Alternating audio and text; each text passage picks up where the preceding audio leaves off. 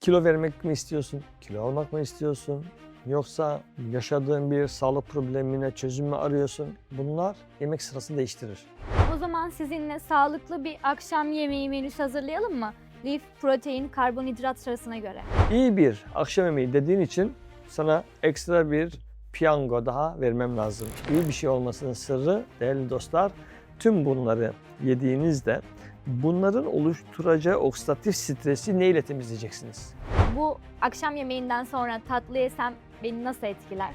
Bir akşam yemeğinden sonra tatlı yiyeceğim düşüncesi, duygusu çok da yanlış bir şey değildir. Ancak iyi bir tatlı tarifi vereyim sana, için rahat etsin, Afiyet olsun. afiyet olsun.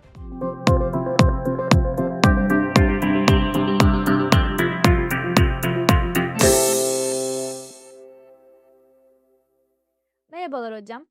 Merhabalar. Sağlıklı beslenmeye çalışıyorum. Salatamı hazırlıyorum, proteinlerimi hazırlıyorum ama hangi sırayla yemem gerektiğini bilmiyorum.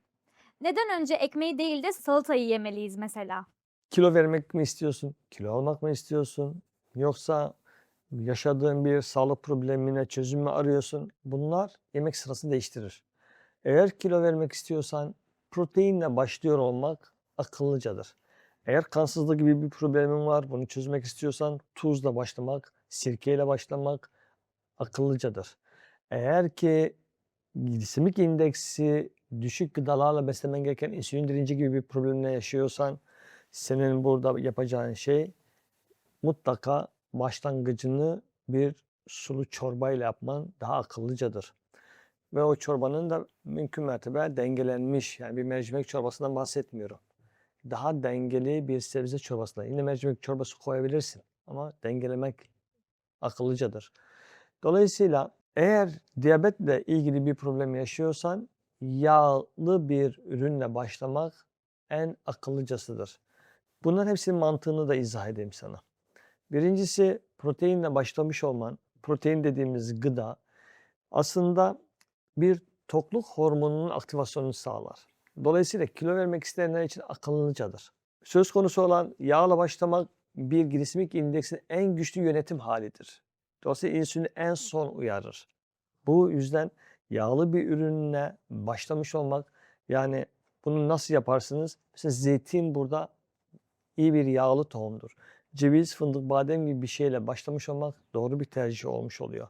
Söylemek istediğim, evet, diyabeti yönetmek istediğinizde kesinlikle daha fazla yağın etkin rolünü artır ve diyabette ana unsuru olan glisemik indeksi yönetmek için yağın faktörünü yemekte buluştur.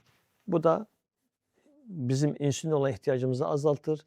Bu da bizim antidiyabetikler olan ihtiyacımızı azaltır.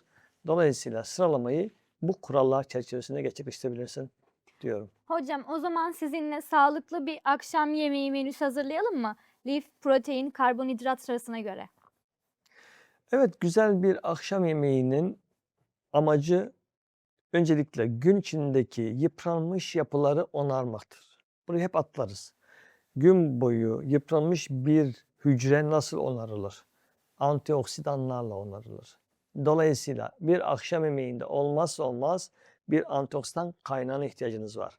Antioksidan kaynakları dediğin şey nedir? Antioksidanın başında en önemli gıdanız gerçekten sirkedir. Sirke bir antioksidan kaynağıdır aynı zamanda. Sadece iştahı artıran bir baharat gibi düşünmeyin. İkincisi, bir kurutulmuş meyve diyeceğim ama bunu daha çok gündüz vaktine ben öneriyordum. Bu yüzden kurutulmuş meyveyi burada önermiyorum. Diyeceğim ki mevsimin meyvelerinden önermiyorum. Bunu da daha çok gündüz vakti öneriyorum. Geriye kaldı o zaman güzel bir yapılandırıcı, senin yıpranmış hücrelerini onarıcı bir gıdadan bahsetmem lazım. Yani bir protein kaynağından bahsediyorum. O zaman bu bir kuru fasulye olabilir, bir baklagil türü, herhangi bir mercimekten de bahsediyorum. Hatta mercimek iyi bir uyku getirici özelliği, kuru fasulye iyi bir uyku getirici. Hele pirinç pilavıyla birlikte yendiğinde uykunun kalitesini artırdığını da hatırlatmak isterim. Dolayısıyla iyi bir akşam yemeğinden kastettiğimiz şey bir enerji boşalması var. Gün boyu harcadığın enerji, glikojen depolarından bahsediyorum. Bunların yerine konması gerekiyor diyorum. Glikojen depolarını neyle doldurursunuz? Karbonhidratla. Karbonhidratın en güvenli, en doğru, en lezzetli hali nedir? Pirinç pilavıdır. Pirinç pilavını doğru pişirmekten bahsediyorum. 1/3 kuralıyla. Yani ben pirinci 1/2 oranında, yani 1 birim pirinç, 2 birim farklı destekleyici dengeleyicilerle birleştiriyorum. Bu herkesin aslında güvenlik alanıdır. Burada sen sadece şeker hastalarına pilavı yedirmek için tavsiye ettiğimiz bir tariftir bu normalde. Çünkü glisemik indeksi 99'lardan 100'lerden 30'a çekiyorsunuz. Bu çok büyük bir değişim ve dönüşümdür. Hem lezzetlendiricidir. Çoğu zaman bunu kuzu kemik suyuyla yapın derim. Sevmiyorsunuz. Domates suyuyla pişirin derim. Mevsimi değil dersiniz. O zaman içine birazcık nohut haşlaması ekleyin. Olur. Mantarı eklerken mantarın çok su bıraktığını unutmayın. Dolayısıyla suyunuzu dengelerken önce mantarın da su katacağını hesaplayın. Olmadı. Mantarı önden yağda düşük ısıda soteleyin. Kavurmayın. Karamelize etmeyin. Dolayısıyla sotelenmiş bir mantar pilava başka bir lezzet verir. Henüz pişmemiş, haşlanmamış, hazırlanmamış bir mantar pilava başka bir tat verir. Birisi pilavınızı hamurlaştırabilme riskini getirir. Yani sen sotelemeden koyarsan pilava ve suyun hesabını yapamazsan, o içeriğindeki suyu pilava verirse senin pilav ne olur? Haşlanmış olur. Yani daha fazla sulanır. Dolayısıyla mantar, nohut, domates, bezelye, az havuç. Havuç da çok su bırakabilme ihtimali olduğu için önden sotelemek iki nedenle çok önemlidir. Çünkü havuç karotenoidlerini, yani kıymetli vitaminlerini, A vitaminini nereye bırakır? Yağ. Yağda çözünür. O zaman ben bir yağ ile buluşturmuşsam havucu, bu benim pilavıma zenginlik katar. Ama yapmamışsam o pilava katacağı fayda sınırda kalır. Dolayısıyla ben bir pilavı pişirirken ne yapmış oldum? Önden sotelemem gereken şey mantar ve havuçtur. Daha fazlası neler yapılabilir sorusunun cevabında. Daha fazlası, bir pirinç pilavını pişirdiğiniz zaman onu ekstradan, benim kendi deneyimlerim, denersiniz denemezsiniz ama pırasayla piştiğinde, kuru soğanla da piştiğinde gayet lezzetli olduğunu biliyorum. Dolayısıyla iyi bir akşam yemeğinin bir çeşidini değil, aslında ne yaptım? Birçok çeşidini sundum. Sebeplerini izah ettim. Neden sebeplerini izah ettim? Sen gün boyu hiçbir enerji sarf edecek bir şey yapmamışsın. O zaman senin pirinç pilavı yemene lüzum kalmadı demektir. Neden? Çünkü glikojen depoların zaten dolu. Mesela sen gün boyu herhangi bir spor aktivitesi, ciddi bir efor sarf etmemişsin. O zaman senin protein yıkılımında ciddi bir sorun yok. O zaman senin kalkıp da böyle kuru fasulye, nohut yemek gibi bir mecburiyetin yok. Tabii ki minimal bir iki kaşık yenmesi ihtiyaçtır. Ama böyle tabak tabak yemekle azıcık yemek arasındaki farkı kim belirliyor? Senin gün içindeki davranışların belirliyor. Sen ne yaptığına bak, ne yiyeceğine karar ver demek istemiştim. Dolayısıyla iyi bir akşam yemeği dediğin için sana ekstra bir piyango daha vermem lazım. İyi bir şey olacak ya. İyi bir şey olmasının sırrı değerli dostlar, tüm bunları yediğinizde bunların oluşturacağı oksidatif stresi neyle temizleyeceksiniz? Oksidatif stresi temizlemenin de bir kuralı vardır. O da bence kişiden kişiye değişmekle birlikte mümkünse kuru soğan burada bir oksidatif stresi önleyicidir. Kokusundan rahatsız olanlara saygı duyuyorum. Hatta kuru soğanın hafızayı zayıflattığını da hatırlatıyorum. Bu yüzden çok sık kullanmayın da diyorum. O zaman onun yerine ne yapılabilir? kırmızı pancar salatası burada bir ödül olabilir. Kırmızı pancar salatası nasıl yapıyorduk? Rendeliyorduk. Havucu rendeliyorduk, kerevizi rendeliyorduk, turpu rendeliyorduk. Üzerine elmayı rendeliyorduk. Üzerine ayvayı rendeliyorduk. Rendeleyebileceğin ne varsa rendeliyoruz anlayacağın. Yeter ki zenginlik, lezzet, ahenk içinde olsun.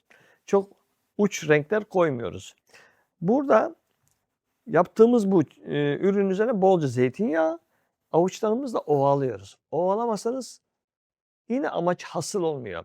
Sirkeyi üzerine döküyoruz. Amaç içindeki kıymetli karotenoidleri çözsün diyedir. Zeytinyağını niye koyduk? Çözülmüş karotenoidleri alıp taşısın. Bütün bunların üzerine kaya tuzu dökmezsen olur mu? Olmaz. Çünkü tuz tüm bu enerjileri bütünleştiren ve aynı zamanda bağırsaktan emilim süreçlerini hızlandırandır. Şimdi aradığın lezzeti bulduğunu hissediyor musun? Hocam çok güzel anlattınız. Sağlıklı beslendik. Ama ben bir de tatlı yemek istiyorum. Bu akşam yemeğinden sonra tatlı yesem beni nasıl etkiler?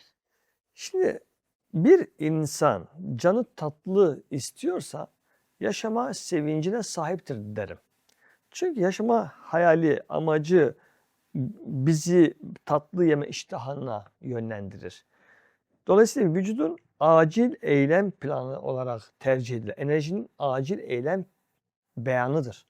Dolayısıyla tatlıya karşı olmadığımı hatırlatmak istedim burada. Söylemek istediğim şey doğru tatlıya yönlendirmek. Bir akşam yemeğinden sonra tatlı yiyeceğim düşüncesi, duygusu çok da yanlış bir şey değildir. Ancak tatlının da bedenin bir hücre tarafında kullanılacağını unutmaman lazım. Yani tatlı yerim keyfime göre ya ne olursa olsun demek de var. Yapabilirsin de ama bunu temizleyebilmenin sorumluluğunu da unutmaman lazım. O yüzden iyi bir tatlı tarifi vereyim sana. İçin rahat etsin. Ne zaman istersen yiyebilirsin ve yedikçe de hücrelerini gençleştirirsin. O da bildiğin fındık, fıstık, badem gibi kuru yemişlerden robottan çekiyorsun. Ya da onları dövüyorsun havanda. Dövdükten sonra kenara koyuyorsun. Sonra tahin alıyorsun. Soğuk pres, çiğ tahin koyuyorsun kenara. Sonra Hindistan cevizi, bir çay kaşığı kadar onu da koyuyorsun kenara. Sonra 80 gram çikolata. Bitter çikolata olmasını tercih ederiz ama ben sütlü seviyorum diyebilirsin. Hiç sorun değil. Onu da koydun. Bir ısıtıcıya, bir cezveye. Onu eriteceksin yavaş yavaş. Sonra bize ihtiyaç olan birazcık böyle varsa güvenebileceğin tarçın, güvenebileceğin. Yoksa koyma. Yani bir Seylan tarçını dediğimiz bir tarçın da olabilir tozu. Ama ben tarçının tozlarıyla ilgili her zaman için biraz içimde kuşku olan haklı sebeplerim var. Bu nedenle çok kullanamıyorum bile. Sonra biraz incir. İçinde aflatoksin olup olmadığını emin olduğum böyle açtığın zaman bal gibi böyle berrak bir incirden bahsediyorum. 5 tane de incir koydun. Şimdi tüm bunlardan bir tatlı oluşturabilseydim. Bu tatlıya ne derdin? Değil mi? Sultanlara layık derdin. O zaman hadi gel bakalım yapalım bunu. Bunların hepsini bildiğin güçlü bir robota alıyorum. Buna badem sütü, soya sütü veyahut da ceviz sütleri de var artık piyasada. Böyle bir süt. Blender'dan çekiyoruz. Tahini de ekledik. Tahminimce bir 6 kişilik yaptığını düşünürsen bir 10 kaşığa yakın tahin gerekir. Bir yarım litreye yakın süt gerekir. Ve işte incirlerimiz de kişi başı bir tane incir olacak şekilde planlanabilir. Hindistan cevizi yağı kendi bir çay kaşığı yeterli oluyor bu ölçüde. Ve bütün bunlar güzelce robottan geçildiğinde böyle bir hamur kıvamı elde edilir. Bu hamur kıvamından elde ettiğin şeyleri misket yapıyorsun. Yan tarafta ne yapmıştım? Çikolata eritmiştim. Çikolatanın içine daldırıyorum. Sonra çıkarıyorum. Sonra fındık, fıstık, bademi dövmüştüm ya. Onun bir kısmıyla çeviriyorum. Yani dışı fındık fıstık oluyor. Canın ne isterse. 7 renk yapabilirsin. Her bir kuru yemişe bir tane çevirirsin. Bunu al, sonra buzdolabına koy. Buzdolabında ne olur? Kıtırlaşmaya başlar. O kıtır halini ver misafirlerine, ver kendine ve çocuklarına. Al sana, Afiyet olsun. afiyet olsun.